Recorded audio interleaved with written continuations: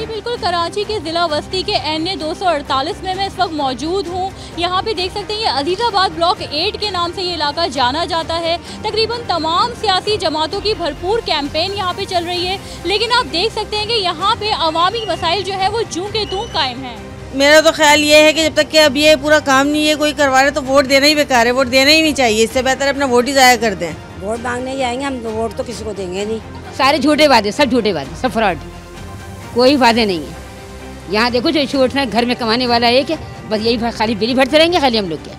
जी बिल्कुल, district central में इस वक्त हमने ख़वातीन से भी बात की। इस हल्के की ख़वातीन जो है काफ़ी नाराज़ है, मसाइल हैं जो अपनी जगह मौजूद हैं, बहुत मायूस हो चुकी हैं। कहती यही है कि तमाम सियासी जमातें आजमा ली हैं और अब वो वोट अपना कास्ट नहीं करेंगी। काफ़ी नाउमीदी देखी जा रही है ख़वातीन में। हम जेंट्स से पूछते हैं कि उनके क्या मसाइल हैं, उन्हें रोज़मर्रा के मामलात में किन मुश्किलात का सामना करना पड़ता है। अब तो जो भी आ रहे हैं आवाम को बेवकूफ़ बना रहे हैं, इनको वोट दे दो तो कौन वोट देगा। 8 फरवरी को घर में बैठेंगे, अपने कामों पे जाएंगे, वोट तो देने का कोई इरादा नहीं। तो होता कुछ भी नहीं है।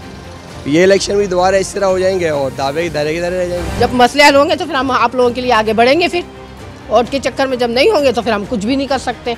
वोट तो हम देंगे, बिल्कुल देंगे, मगर सहूलत तो दें। टैक्स हमसे लेते हैं, फ़ायदा ले लें हमसे तो हमें भी फ़ायदा दें। कचरे के ढेर, नाकिस सीवरेज का निज़ाम यहाँ का ख़ास मसला है।